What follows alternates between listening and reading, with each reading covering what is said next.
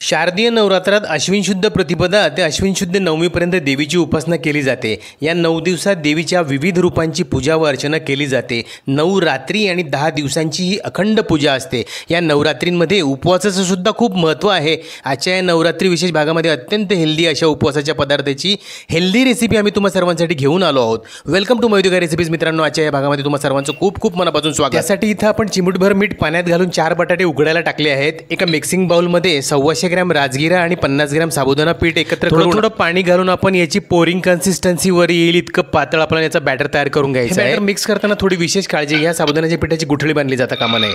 लगेचच आपण एका पॅन मध्ये शेंगदाणे भाजायला घातले आहेत। शेंगदाणे हलकेसे भाजले गेले, त्यामध्ये अर्धा चमचा आपण जिरं घातलं आहे, ते सुद्धा शेंगदाण्यांसोबत आपण भाजून घेत आहोत। हे दोघंही आपण मिक्सरला घालायचे आहेत। मिक्सरला शेंगदाणे आणि जिरं घातल्यानंतर त्यामध्ये आपण उकडून घेतलेल्या बटाट्यांपैकी अर्धा बटाटा त्यात घालायचा आहे। आज तुम्ही अशी अगदी भन्नाट रेसिपी बघणार आहात जी तुम्ही कुठेही बघितलेली नसेल। यामध्ये आता आपण 100 ml म्हणजे अर्धी वाटी दही घातलं आहे, 2 चमचे लाल तिखट घातलं आहे।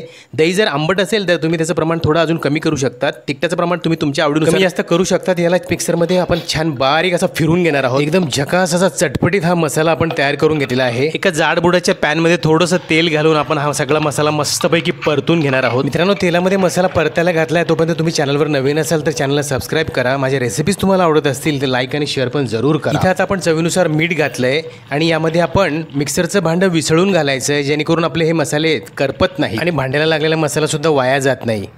हे सगळं मिश्रण तेलामध्ये अगदी व्यवस्थित मस्तपैकी परतून घ्यायचं आहे आणि यामध्ये ग्रेव्हीसाठी त्याची थिकनेस ॲडजस्ट करण्यासाठी आपण हवं तेवढं पाणी घालायचं आहे आणि याला मध्यम आचेवरती छान उकळी काढून घ्यायची आहे। इकडे पुढे लगेच आपण एका मिक्सिंग बाउलमध्ये उकडलेले बटाटे घ्यायचे, त्यामध्ये चवीनुसार मीठ घालायचं आहे। लगेचच बाजूला आपण एका तडका पॅनमध्ये थोडंसं तेल घालून त्यामध्ये जिरं तडतडायला घालायचं आहे। त्यामध्ये आपण हिरव्या मिरच्या ठेचून घालायच्या आहेत। हे सगळं अगदी हलकंसं मिरचीचा कचवटपणा जाईपर्यंत आपण भाजून घ्यायचं आहे आणि हा सगळा ठेचा आपण उकडलेल्या बटाट्यामध्ये घालायचा आहे आणि हे सगळं एकत्र मॅश करून घ्यायचं आहे। ह्या ठेचा मिक्स केलेल्या उकडलेल्या बटाट्यांचे आपण छोटे छोटे बॉल तयार करून घेत आहोत। मित्रांनो, आजची रेसिपी खूप हटके आणि मजेदार आहे, तुम्ही व्हिडिओ स्किप न करता शेवटपर्यंत बघा। आता आपण राजगिरा आणि साबुदाण्याच्या पिठाचं जे बॅटर तयार करून घेतलं त्यामध्ये चवीनुसार मीठ घालायचं आहे आणि त्याचे आपण छोट्या छोट्या आकारामध्ये पॅनकेक्स तयार करून घेणार आहोत। अगदी 1 मिनिटापेक्षा कमी वेळासाठी आपण त्याला झाकण लावून होऊ द्यायचं आहे। ह्यातल्या साबुदाणा आणि राजगिऱ्याच्या कॉम्बिनेशनमुळे हा वरतून कुरकुरीत आणि आतमधून सॉफ्ट असा बनतो। तुम्ही बघू शकतात, याला पलटी मारल्यावरती मागच्या बाजूने मस्तपैकी हा भाजला गेलेला आहे, खरपूस असा।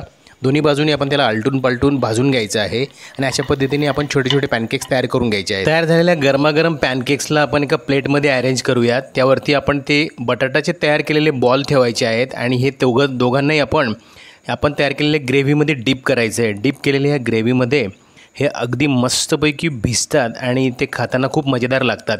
यावरती आपण आवडत असेल तर वरतून गोड दही तुम्ही यावरती घालू शकतात। याचा अगदी सॉफ्ट असा बाईट असणार आहे आणि याच्यासोबत क्रंच यावा म्हणून आपण यामध्ये बटाट्याचा चिवडासुद्धा थोडा थोडा घालत आहोत। मित्रांनो, ज्यांना बटाटा चालत नाही त्यांच्यासाठी केळीच्या दहीवड्याची भन्नाट रेसिपी चॅनलवरती ऑलरेडी अपलोड केलेली आहे। वर दिलेल्या आय बटनला क्लिक करून तुम्ही बघू शकता। अगदी लहानांपासून मोठ्यांपर्यंत सगळ्यांना आवडणारी ही रेसिपी आपण नवरात्रीच्या देवीच्या निमित्ताने जरी बनवत असलो तरी एरवीसुद्धा कुठल्याही उपवासाला तुम्ही ही ट्राय करू शकतात। आशा करतो आजची रेसिपी तुम्हाला सगळ्यांना खूपच आवडली असेल। भेटूया पुढील भागात अशाच मजेदार नवीन रेसिपींसह। Thank you for watching. Goodbye. Take care.